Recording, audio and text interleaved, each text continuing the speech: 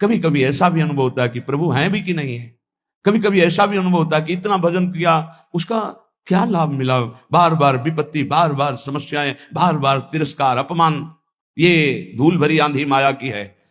आंखें तुम्हारी देखने में समर्थ नहीं हो पाएंगी धूल भरी माया में, पर आंख मूंद कर विश्वास करो, कोई तुम्हें अपनी भुजाओं में भरे हुए है, तुम्हें धूल भरी आंधी नहीं ले जा पाएगी। तुम इष्ट की कृपा पात्र हो, इसलिए धैर्य पूर्वक जैसी आज्ञा आचार्य की, शास्त्र की, गुरुजनों की, आंख मूंद के करो, मंगल होगा। विचार करने की जरूरत नहीं।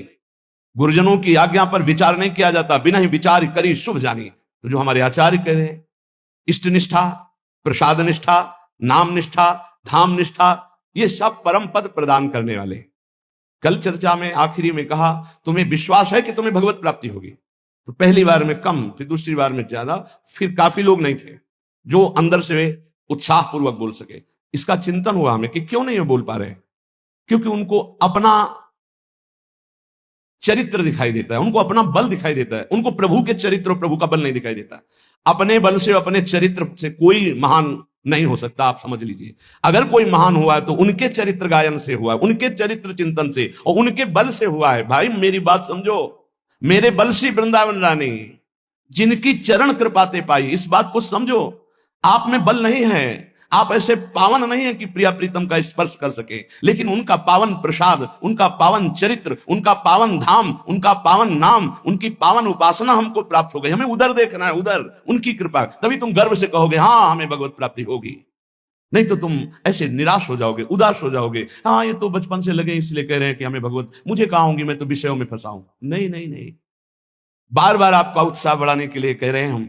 सोचो तुम्हें भगवत प्राप्ति हो जाएगी, क्योंकि तुम प्रसाद भोक्ता हो, तुम नाम जापक हो, तुम भगवत शरणागत हो, तुम धाम में बैठे हो। विश्वास करो। बिल्कुल सरल उदाहरण, इसको केवल दिमाग में बैठा लो। दो महात्मा भजन कर रहे थे, एक बट वृक्ष के नीचे, एक पीपल वृक्ष के नीचे।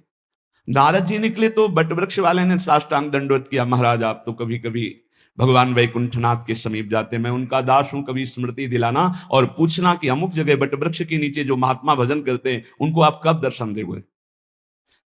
ठीक ऐसा ही प्रश्न पीपल वृक्ष के नीचे भजन करने वाले महात्मा ने किया। देवर्षि नारद जी कुछ समय बाद वैकुंठ के दर्शन करके, वैकुंठनाथ से संभाषण करके वापस लौटे तो पहले पीपल वाले मिले। देखते ही साष्टांग दंडवत किया। इतने में बटवृक्ष वाले महात्मा ने भी देखा, समीप आ गए। दोनों ने एक साथ पूछा भगवान ने क्या कहा? तो बटवृक्ष वाले की तरफ देखा और कहा तुम्हें भगवान इसी जन्म में मिलेंगे। पीपल वृक्ष वाले महात्मा से कहा कि तुम्हें भगवान ने कहा है कि जितने पीपल के पत्ते इतनी बार जन्म लेना पड़ेगा तब तुम्हें भगवत साक्षात्कार होगा। वो नाच पड़े। बट वृक्ष वाले नहीं नाचे, पीपल वृक्ष वाले नाच पड़े, रोने लगे और कहा भगवान मुझे जानते कि मैं उनका भजन कर रहा हूं, भगवान मुझे जानते। इतना आनंद मगन हुए, इतना आर्त भाव से, हे करुणा वरुणालय, हे मेरे प्रीतम। वहीं भगवान प्रकट हो गए। उसी क्षण भगवान ने सबसे पहले हृदय से लगाया पीपल वृक्ष वाले महात्मा को। देवर्षि नारद जी ने प्रभु से कहा आपने हमें झूठा साबित कर दिया। क्यों? आप ही की खबर तो बता रहे थे, आपने कहा था पीपल पत्ते वाले को, जो पीपल जितने पत्ते उतना जन्म लेना पड़ेगा, और आप तो अभी दर्शन दे दिए। इनको बोले थे इसी जन्म में, तो चलो इसी जन्म में, समय तो निश्चित नहीं किया था, इनका तो सही हो गया, और इनके लिए आपने कहा था तो झूठा हो गया। बोले जो कई जन्म में भाव आना था, जैसे भजन कर रहे थे, वो भाव अभी आ गया, इसलिए अभी मिल गए, पूरा हो गया। आप समझो इस दृष्टांत से, यदि हम उत्साह संपन्न हो जाए, मुझे भगवान मिलेंगे, इसी जन्म में प्रिया प्रीतम मिलेंगे, निश्चित मिलेंगे। सोचने में क्या जाता है? बोले सोचने से हो जाएगा। इस सिद्ध पुरुष लाल स्वामी हमें गंगा किनारे एक मिले थे, जिनकी खेचरी मुद्रा सिद्ध थी। रात्रि में 10 बजे जब उनसे मिलने के लिए टाइम मिला, उन्होंने टाइम दिया, गए। अकेले थे वो, सदैव एकांत साधन में लगे रहते थे। कुछ चर्चा हुई तब उन्होंने कहा बेटा नई अवस्था थी, जैसा बनना है वैसा सोचो, जैसा सोचोगे वैसा बन जाओगे। इस सूत्र डायरी में लिखा हुआ है। अगर आप सोचोगे ना मुझे प्रियालाल मिलेंगे मिलेंगे, प्रियालाल मिलेंगे, पक्का मिलेंगे। इसलिए रोज उत्साह बढ़ाता हूं आपका। आप सोचिए कि आपको प्रभु मिलेंगे। देखो धाम की इतनी कृपा है, प्रभु मिलेंगे आपको। नाम की इतनी कृपा है, प्रभु मिलेंगे। अरे कुछ नहीं, हमारी स्वामी जी बड़े करुणामयी, युगल सरकार मिलेंगे। ये बार बार आपके दिमाग में हम डाल रहे हैं, उत्साह वर्धन कर रहे हैं कि आपकी सोच में आने लगे कि वैसे तो हमारा उत्साह नहीं, लेकिन संत कह रहे हैं, गुरुजन कह रहे हैं, शास्त्र कह रहे हैं, तो हम मिल जाएंगे, हमको भी मिल जाएंगे, निश्चित प्रभु मिल जाएंगे। बस ये बात आना महामंगल शुरुआत हो गई। ये बात आना महामंगल की नींव पड़ गई, हमारी बात मान लो। अरे बोले कल सोचने से प्रभु मिल जाए, पक्का केवल सोचने से मिल जाएंगे। पुत्र के बहाने नारायण तो परम पद मिल गया, आप धोखे में मत रहिए।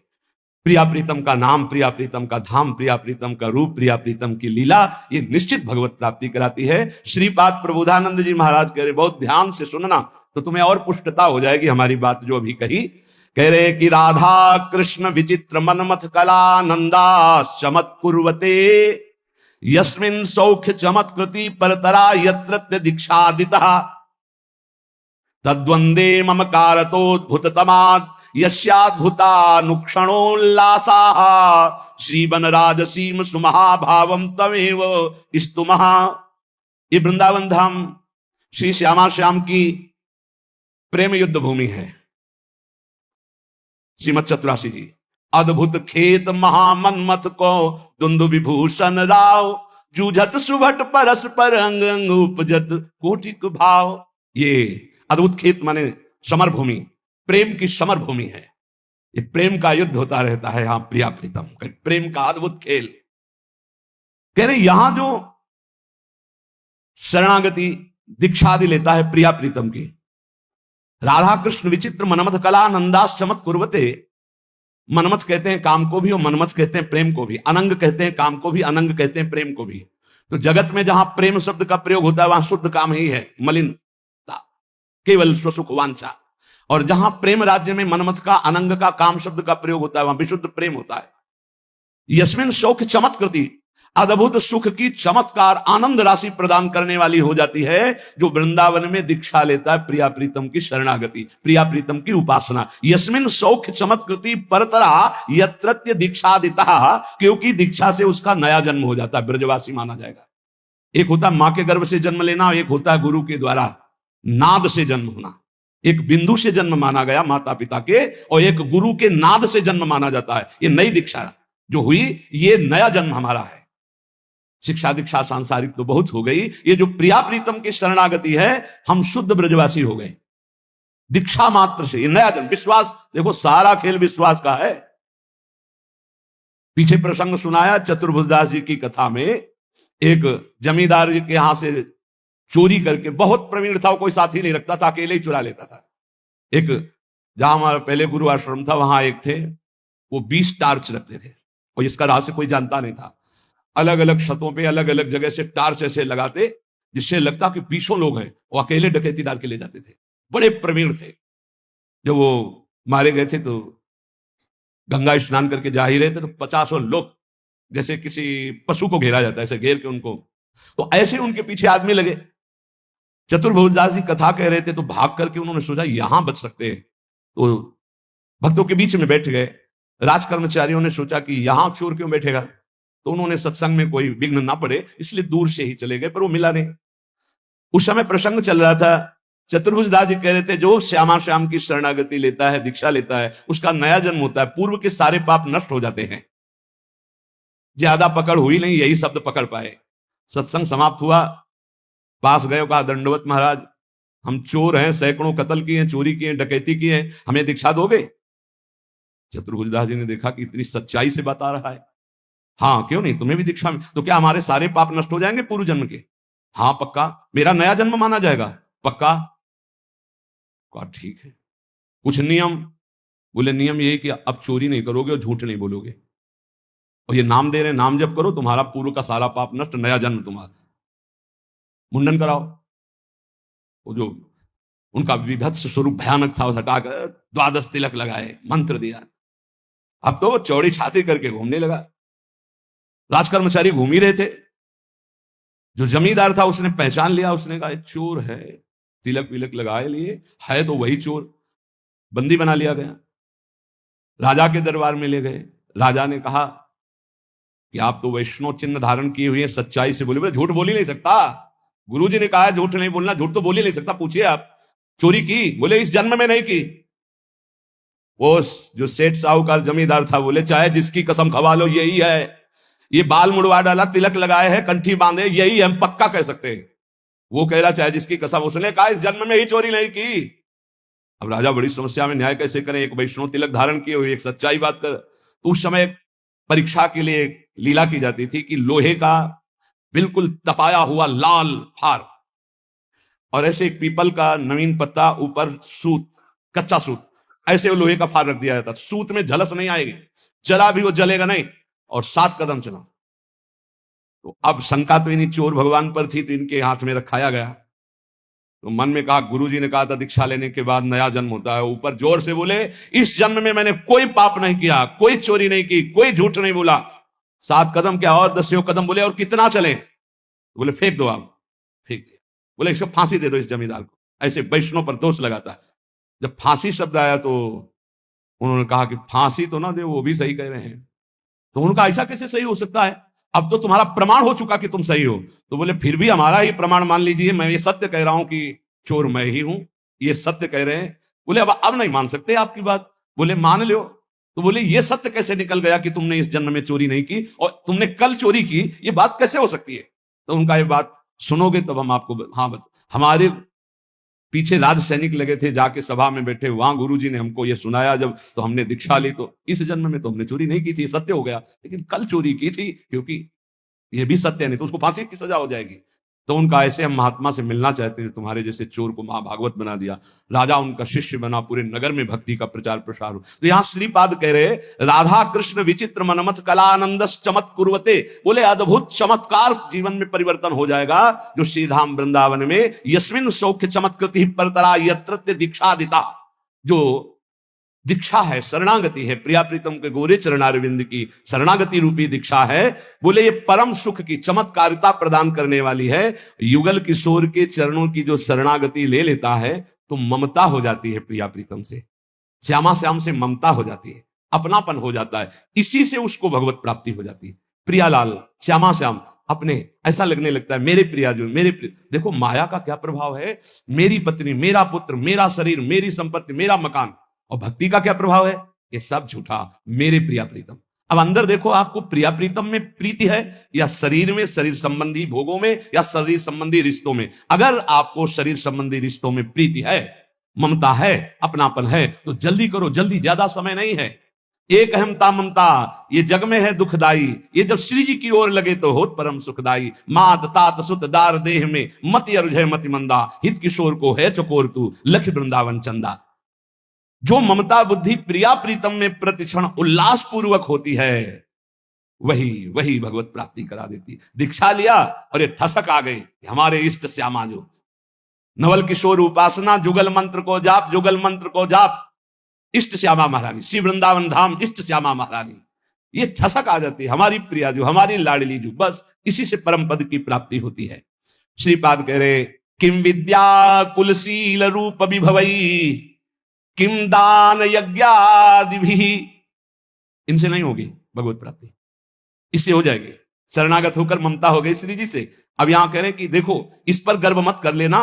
किम विद्या कुलशील रूप विभवई किम दान यज्ञादि भी किम विख्याति सतई किम अग्र तपसा किम न्यास योगादि भी किम तत्वानुभवेन विष्णु भजन किम तस्य वात्यद्भुते यो वृंदावन ईश मोहन रसे प्यासीन सर्वस्वधी। क्या हुआ? यदि तुम बहुत विद्वान हो और निरंतर भजन नहीं करते, भोग सामग्री, रुपया, पैसा, संसार, यश, कीर्ति, कुछ नहीं, कुछ नहीं, तुम्हारी विद्या किसी काम में नहीं है। किम विद्या किसी काम में नहीं है, पक्का नहीं आएगी। बहुत वैसे शब्दों से कहा गया है कि जैसे गधे की पीठ में ईंट लाद दो या चंदन लाद दो या वेद लाद दो, उसको बाहर ढोने से मतलब, ऐसे ही बुद्धि में केवल विद्या है, उसका प्रयोग नहीं है। कामादि शत्रु पर विजय प्राप्त नहीं की, हृदय निरंतर भगवदाकार वृत्ति में नहीं गया, तो विद्या किस काम की जो अविद्या को नष्ट ना कर दे। केवल विद्या है, अविद्या का नाश होकर के ब्रह्म विद्या जागृत नहीं हुई या पराविद्या, तो फायदा क्या हुआ ऐसी विद्या का? बहुत ऐसा है। किम विद्या, किम विद्या क्या है? अर्थ के कारण अनर्थ उत्पन्न कर दिया चित्त में। ये देखी हुई बात कह रहे हैं, सुनी हुई बात नहीं कह रहे। क्या विद्या, किस काम की विद्या रही तुम्हारी? और भी बात, ये महापुरुषों के वचन हैं। किम कुलम, बहुत ऊंचे कुल में तुम्हारा जन्म हुआ और भजन नहीं किया तुमने, भगवत आराधना नहीं की, तो तुम्हारा वो अहंकार तुम्हें नरक ही ले जाएगा, कुछ नहीं होने वाला उससे। ध्यान रखना, राजसु यज्ञ में महाभागवत स्वपच की पूजा करवाई वाल्मीकि स्वपच की। क्यों? क्योंकि जहां दैन्य है भगवत भक्ति वो सबसे बड़ा। अहोबत स्वपच तो गरियान यज्ञ वर्तते नाम तोभ्यम। वो स्वपच भी सर्वश्रेष्ठ परम पूजनीय है जिसकी जिह्वा पर भगवान का नाम है। प्रहलाद जी ने कहा है कि सब गुणों से युक्त ब्राह्मण है और भजन नहीं करता, मनमानी आचरण, शास्त्र विरुद्ध आचरण, तो किम कुलम, क्या उससे प्राप्त हो जाएगा? तीसरी बात कह रहे, बहुत रूप है, बहुत वैभव है, बहुत शालीनता दिखाई दे रही, लेकिन भजन नहीं प्रभु का। चित्त वृत्ति को संसारिकता से हटाकर प्रभु में लगाते हुए अपने सांसारिक कर्तव्य का पालन करना भगवत प्राप्ति का हेतु होता है। नहीं तो कह रहे किम विभवई किम रूपम, ये तुम्हारा पद, तुम्हारा रूप, तुम्हारा वैभव किस काम में आएगा? अगर आपको लगता है कि पत्नी भजनानंदी है तो जीव अपने भजन के प्रताप से ही भगवत प्राप्ति करता है, पत्नी के भजन से नहीं। पति भजन करेगा तो पत्नी को तो, लेकिन पत्नी भजन करेगी पति को नहीं, ये ध्यान रखना।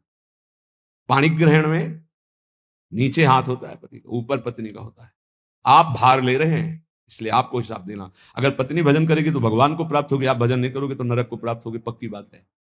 और आप भजनानंदी हो, पत्नी आपके प्रतिकूल आचरण करेगी तो वो नरक जाएगी, और अगर अनुकूल आपकी सेवा में भगवत भाव से लगी है तो उसका यही भजन उसको भगवत प्राप्ति करा देगा। सिद्धांत को समझना है। और ऐसा नहीं है कि जैसे कहा जाता है कि एक जन्म नहीं है तो 7 जन्म का बंधन है, नहीं कहा जाता बंधन। अरे 7 सेकंड का तो भरोसा नहीं। दुनिया में लाखों का मेला जुड़ा, हंसा जब जब उड़ा अकेला उड़ा।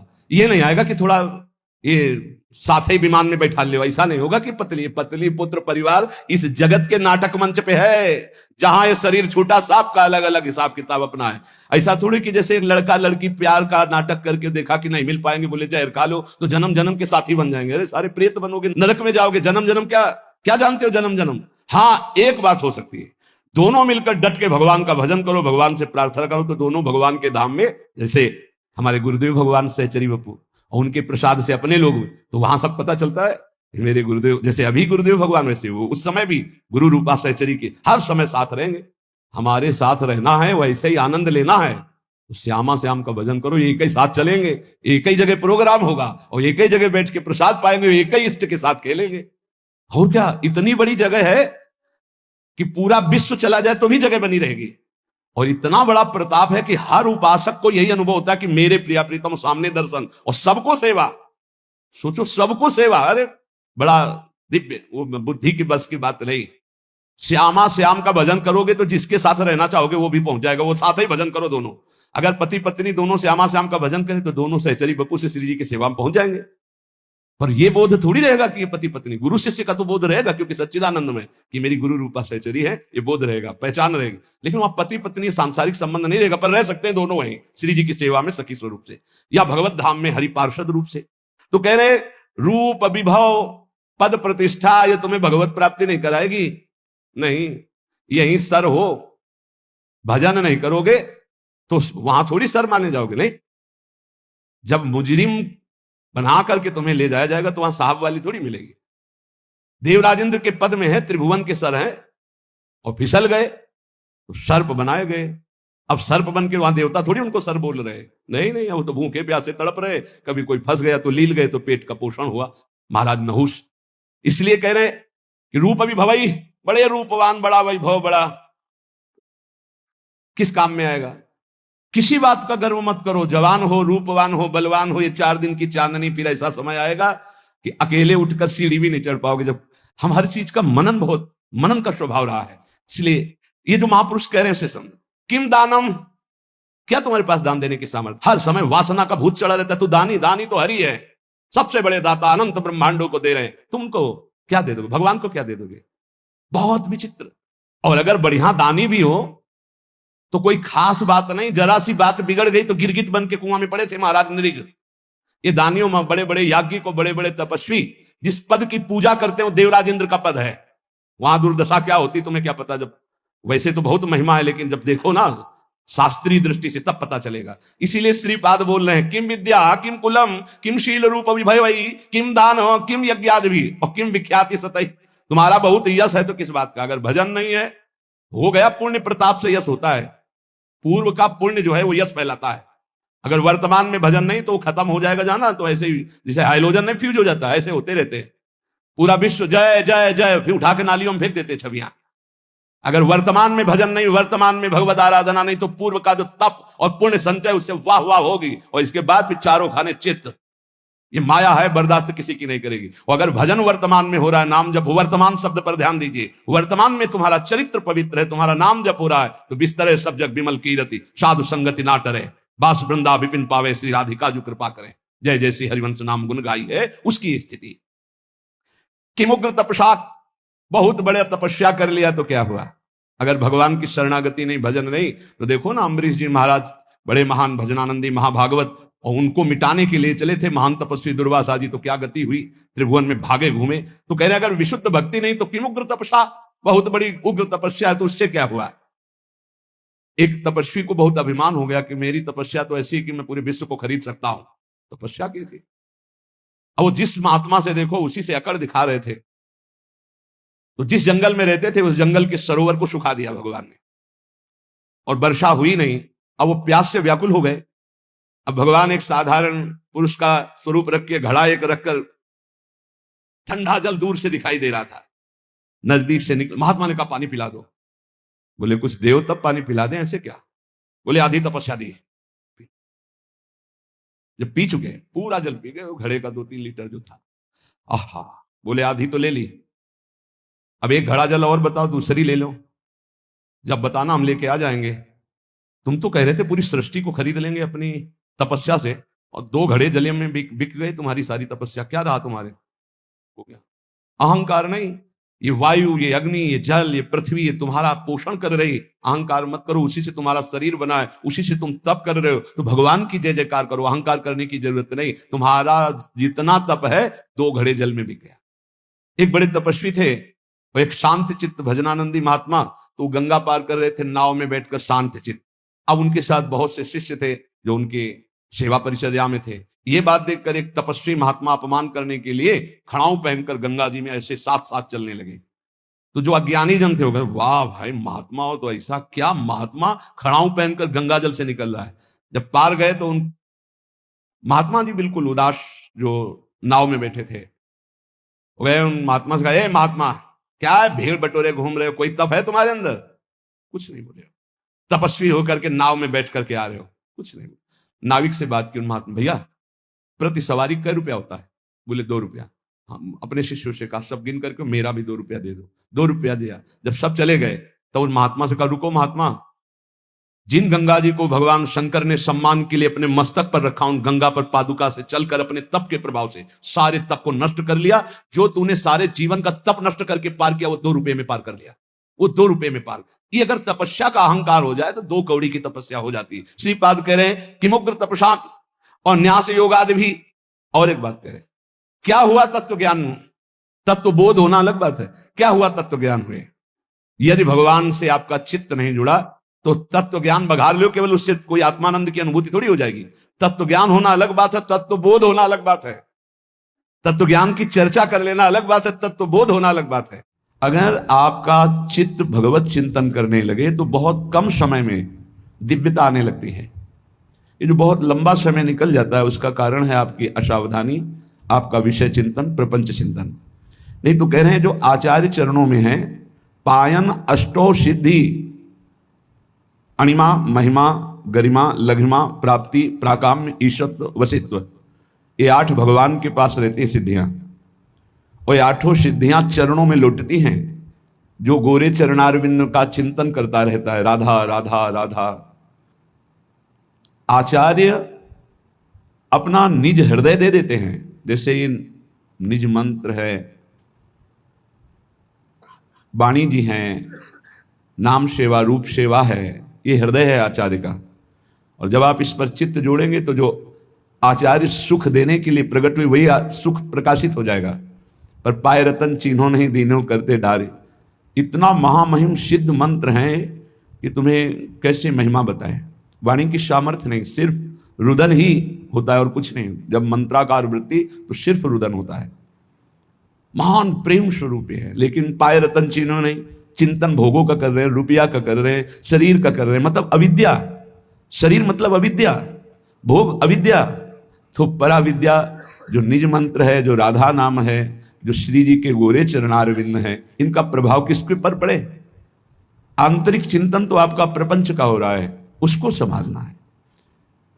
ये अणिमा महिमा गरिमा लघिमा प्राप्ति प्राकाम्य ईश्वरत्व वशित्व, ये सिर्फ भगवान में रहते हैं या भगवान में चित्त जोड़ देने वाले महापुरुषों में आते हैं? जैसे भगवत सेवा परायण, भगवत चिंतन परायण श्री हनुमान जी महाराज, तो श्री जानकी जी ने आशीष दिया, अष्ट सिद्धि नौ निधि के दाता, असवर दीन जानकी माता, राम रसायन तुम्हारे पाशा सदा रहो। ये बहुत बड़ी बात, सदा रहो रघुपति के दासा। और खास बात, तुम्हारे भजन राम को पावे, ये सिद्धांत है। श्याम श्यामा पद कमल सिंह शिरनायो, यदि प्रियाजू के प्रेमी जनों का भजन होने लगे तो प्रियालाल सहज में गोद में आ जाते, सहज कृपा कर देते हैं। भावे माई जगत भगत भजनी, ये आठों सिद्धियां भागवतिक शक्ति से संपन्न है, ईश्वर के ही अधीन रहती हैं। पर जो चिंतन परायण है उसमें सिद्धियों का, पर ये अष्ट सिद्धियों की तरफ भी उपासक की दृष्टि ही नहीं रहती। जो आचार्य शरणागत है, कह रहे हैं नौ निधियां पायन, माने चरणों में आठों सिद्धियां नौ निधियां लौटती हैं। जो आचार्य के चरणों में है, जो सहचरी भाव से प्रिया प्रीतम की आराधना कर रहा है, बड़ी महामहिम उपासना। नौ निधियां पद्म महापद्म शंख मकर कच्छप मुकुंद कुंद नील खर्व, ये निधियां हैं। अष्ट सिद्धियां नौ निधियां उसके चरणों में लौटती हैं जो आचार्य शरणागत होता है। आचार्य के तो चरणों में है ही। ये हठ छोड़कर, हठ जो मन भोगों की तरफ जा रहा है, किसी अन्य देवी देवता, किसी अन्य उपासना, अन्य भाव, ये हटाना पड़ेगा। एकमात्र अनन्य श्यामा श्याम के तब दिव्यता का अनुभव होता है।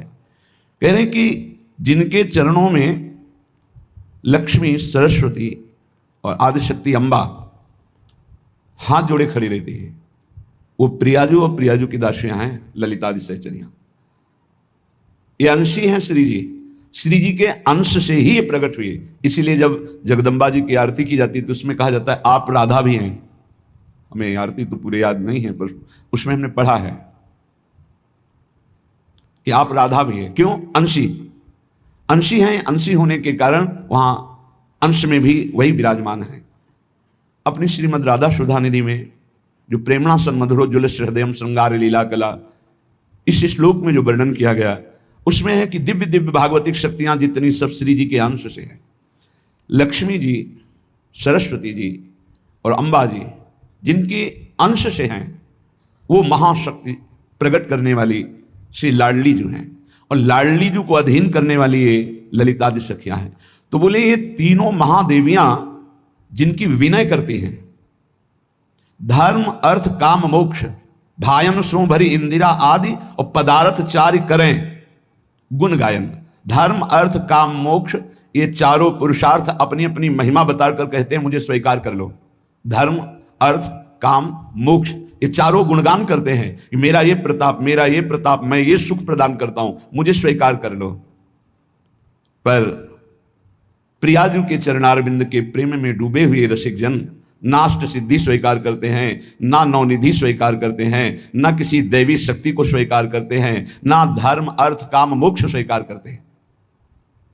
श्रीमद् राधा सुधा निधि में हित सजनी जो कह रहे हैं, महाप्रभु हरिवंश चंद्र जो कह रहे हैं, धर्माद्यर्थ चतुष्टयम विजयताम किम तद वृथा वार्तया। मेरे सामने धर्म अर्थ काम मोक्ष चारों की वार्ता बेकार है, क्योंकि मुझे प्रिया प्रेम चाहिए, धर्म अर्थ काम मोक्ष नहीं। तो जो प्रिया प्रेम को प्राप्त है, स्वयं अष्ट सिद्धियां पायन अष्टो सिद्धि, श्री राधा किंकरी नाम लुठत चरणों अद्भुता सिद्धि कोटि, करोड़ों सिद्धियां गोरे चरणारविंद की उपासना करने वाले के चरणों में लौटती हैं। यहां करें आठों सिद्धियां, नौ निधियां, तीनों महाशक्तियां, लक्ष्मी जी, अम्बा जी, सरस्वती जी, और चार पुरुषार्थ धर्म अर्थ काम मोक्ष, ये पर रसिक महापुरुष इनको स्वीकार नहीं करते। बोले जो संगीत है, राग रागिनियां हैं, ये प्राकृतिक हैं। सेवक जी महाराज कहते हैं, मानत अपनो भाग राग करत अनुराग बिन दीखत सकल अभाग श्री हरिवंश कृपा बिना।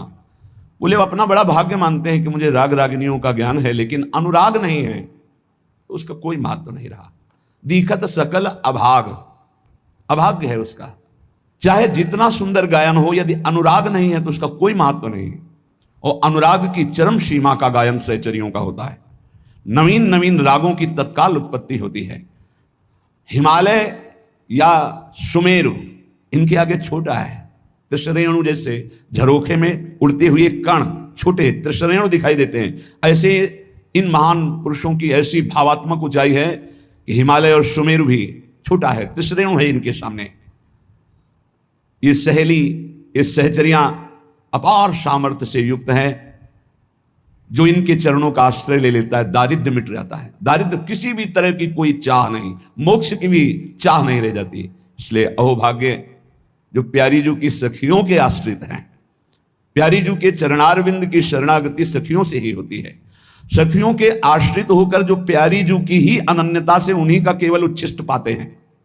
ये वृंदावन भूमि की उपासना की बात है। यह दिव्य प्रसाद प्रिया पिय को, दर्शत ही मनमोद बढ़ावत, परसत पाप हरत ही को। यह दिव्य प्रसाद प्रिया पिय को। आप प्रसाद ही पाएं, कभी अमनिया ना पाएं। प्रार्थना है यदि आप इस जन्म में प्रियालाल के प्रेम में डूबना चाहते हैं तो प्रसाद ही पाएं। जल प्रसाद पिएं, वस्त्र प्रसाद धारण करें, भोग प्रसाद पाएं और पूरा जीवन प्रसाद में कर लें। प्रसादे सर्व दुखानाम हानिरस्योपजायत। मान जाओ, मान जाओ। अमनिया को जहर की तरह देखो। अमनिया पाना हो तो जैसे जहर नहीं पाते ऐसे नहीं पाएंगे, कुछ भी अमनिया नहीं पाएंगे। बिना अपने पिया प्रीतम को अर्पित किए कुछ नहीं पाएंगे। नियम ले लो, नियम नेम से ही प्रेम का प्रादुर्भाव होता है। हमारी प्रिया जो जहां विराजमान नहीं है वहां नहीं। हम ऐसे श्याम सुंदर को नहीं पहचानते जिनके पार्श्व में प्रिया जो नहीं है। मनोमृणाल भूषण भूषित भुज श्याम अंश पटारी। हम वृंदावन वासी नित्य विहार उपासी श्री जी से लालजू को पहचानते हैं। श्री जी नहीं तो हम लालजू को नहीं पहचानते। और ऐसा कभी नहीं हो सकता कि श्री जी अकेली हो। हमारी श्री जी वही होंगी जहां लालजू हैं, या लालजू वही होंगे जहां हमारी श्री जी। एक पल के लिए जुगल जोरी कभी बिछुड़ती नहीं है। यहां एक पल के लिए भी रह न सकत पल पलकन अंतर। जैसे जलते बीन, जैसे प्रिया प्रीतम के बिना, प्रीतम प्रिया के बिना, ऐसे सखी प्रिया प्रीतम के बिना नहीं। मात्र प्रसाद दर्शन से पाप नष्ट होते हैं। जैसे लालजू का प्रसाद जहां केवल प्रभु विराजमान हैं, अपने लोगों को दिया जाए तो अपने माथा रखकर प्रणाम करेंगे, परिक्रमा करेंगे उसको, लेकिन हम चखेंगे नहीं। चखेंगे तभी जब प्रियाजू विराजमान होंगी। प्रियाजू अगर नहीं है तो हम नहीं चखेंगे। कि हम प्रियाजू की दासी हैं। अपनी स्वामिनी के बिना हम उच्छिष्ट नहीं पा सकते किसी का।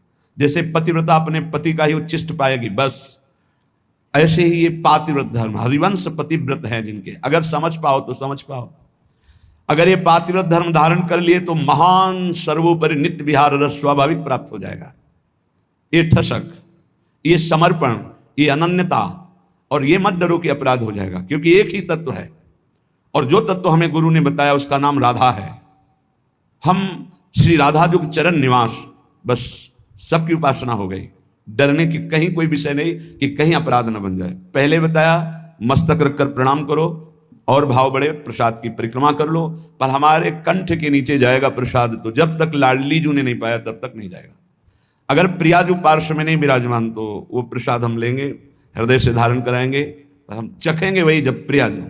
यह दिव्य प्रसाद प्रिया पिय को, यह अनन्यता है हमारे प्रिया प्रीतम के प्रेम रस की।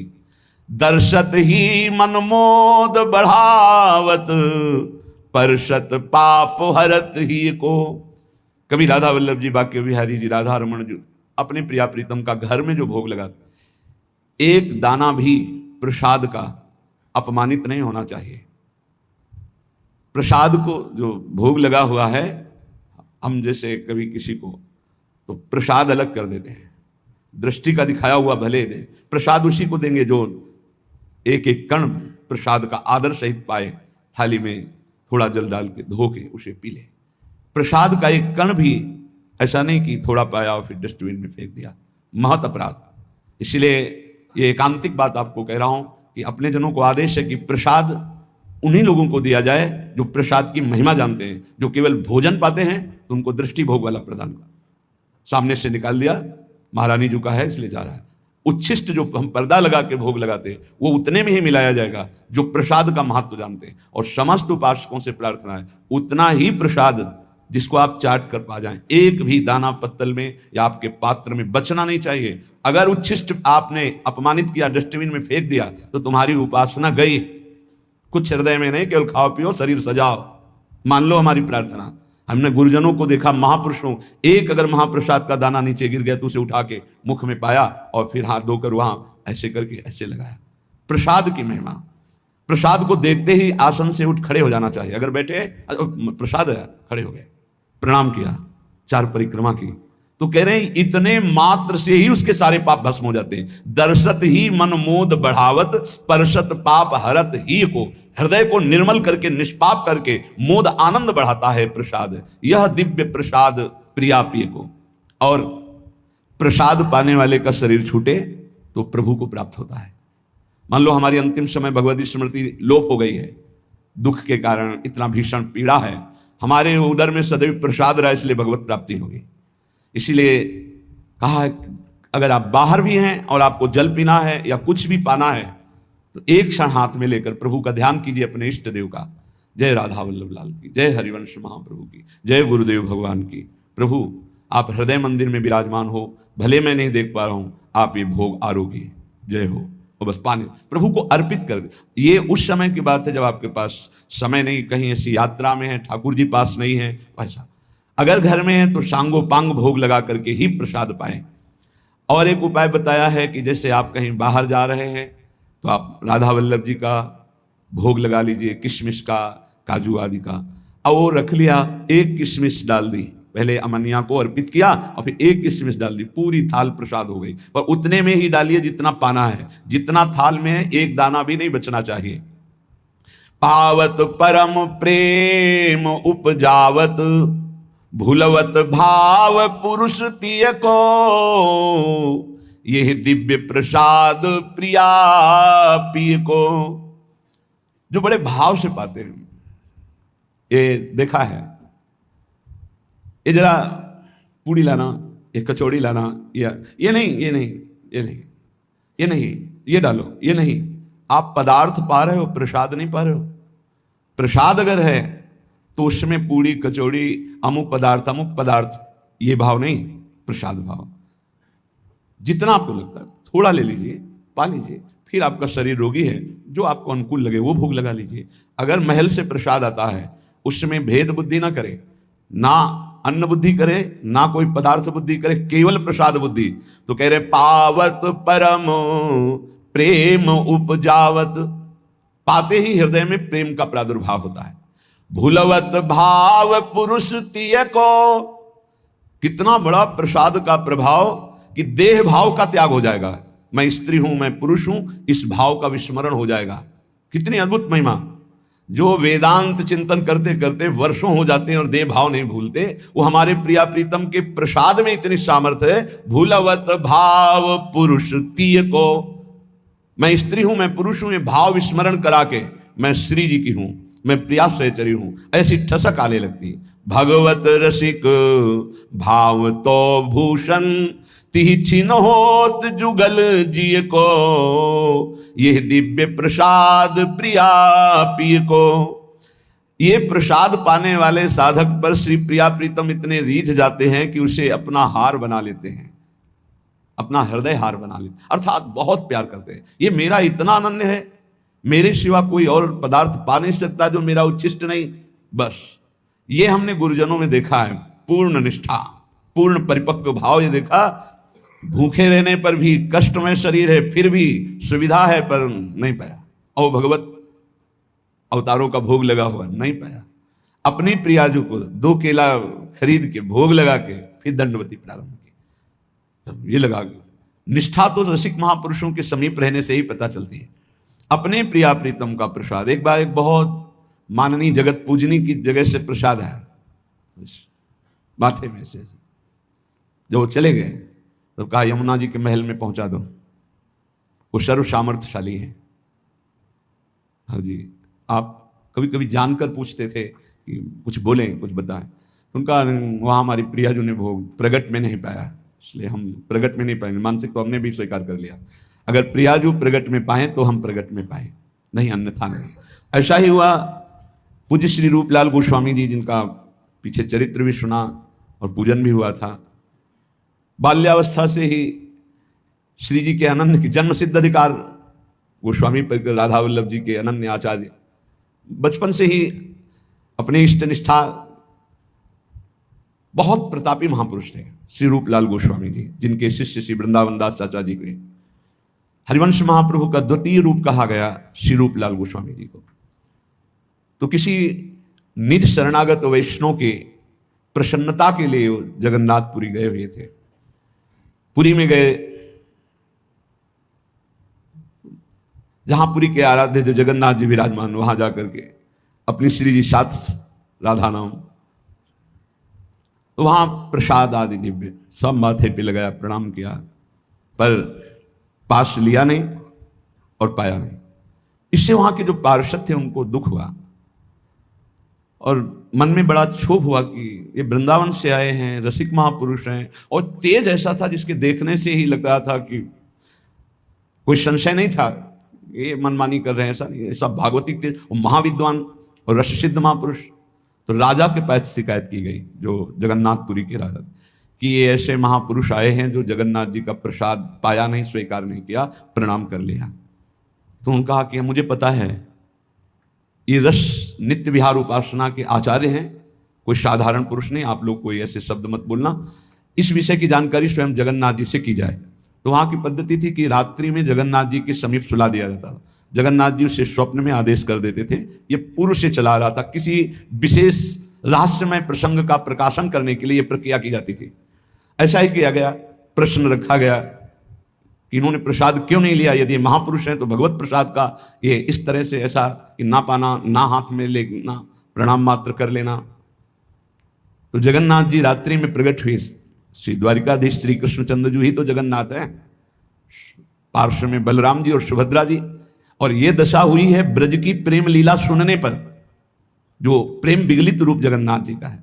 तब उन्होंने कहा कि हमारी प्यारी जी की ठसक में उनका उच्छिष्ट पाने वाले जन हैं, जिनकी हम अधीनता स्वीकार किए हुए हैं, जिनके अधरामृत का पान करने के लिए हम भी याचना करते हैं, इसलिए इनके ऊपर हमारा कोई शासन नहीं, इनके ऊपर कोई हमारा विधान नहीं। ये प्यारी जो कि निज सहचरी हैं, इसलिए किसी भी तरह से कोई अपराध मत कर देना इनके प्रतिभाव बिगाड़ करके।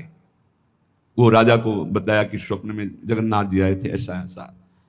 ये जो हमारे वृंदावन नित्य विहार रस की उपासना का एकांतिक प्रेम है, इसको हृदय में देखो। जब प्रेम की प्रबलता होती है तो अनन्यता अपना रंग लाती है। गोस्वामी तुलसीदास जी जब वृंदावन आए तो जो मंदिर खुले दौड़ के जाते, कहीं तो सिया राम जी, पर जहां देखें तो वृंदावन है, यहाँ तो डाल डाल और पात पात में राधे राधे होए, यहाँ कहीं ना उनको इष्ट का नाम।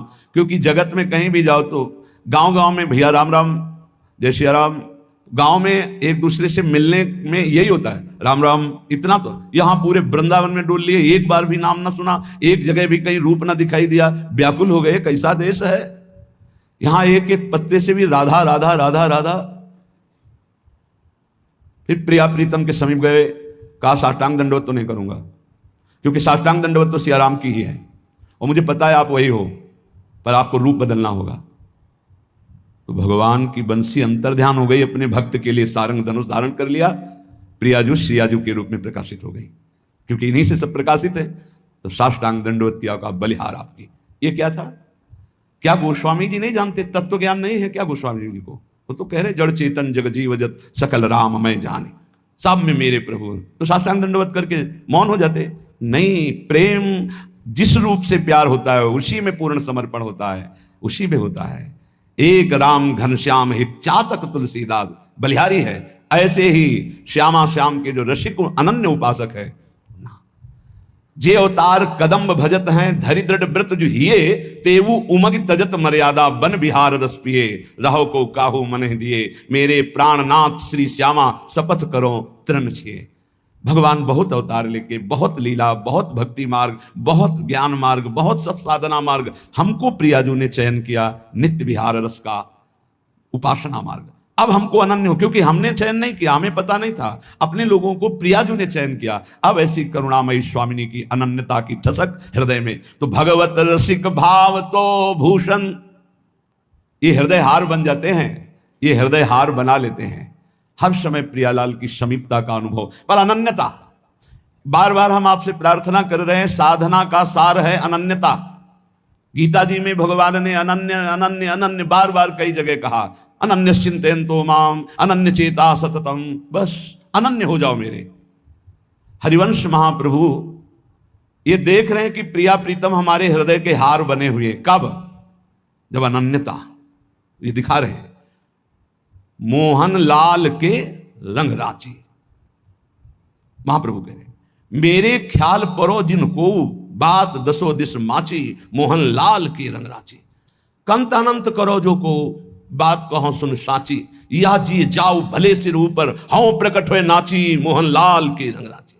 अब चाहे गर्दन उतर जाए, चाहे प्राण निकल जाए, अब अपने मोहन लाल जिस रंग में रंगे हुए हैं, अर्थात प्रिया रंग में, मैं उसी रंग में। तो इसका परिणाम क्या मिला? तो बोले जागृत शयन रहे तो ऊपर मणिकंचन ज्यों पाची। जैसे हरिवंश डरो काके डर, हो नाहिन मत काची, मोहनलाल के रंग राची। आप किससे डरना? किससे डरना? कोई कच्ची मती वाला हूं कि डर जाऊंगा? नहीं, मोहनलाल के रंग राची। तो जागृत शयन रहे तो उर ऊपर, हृदय में इधर प्रिया प्रीतम, ये हार बने हुए हैं दोनों, मणिकंचन ज्यों पाची। ये अनन्यता